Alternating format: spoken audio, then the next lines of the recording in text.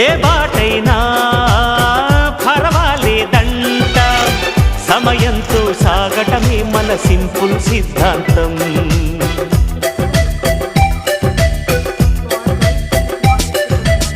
చిరుగాలికి పరిమళమిచ్చే సిరిమల్లెల వనమై ఉందాం, గగనాన్ని నేలను కలిపే హరివిల్లుల బంతెన అవుదాం. ఆనందం అంటే అర్థం మనమందా, ప్రతి పూట పాటై సాగే హుషారు సరిగమలో.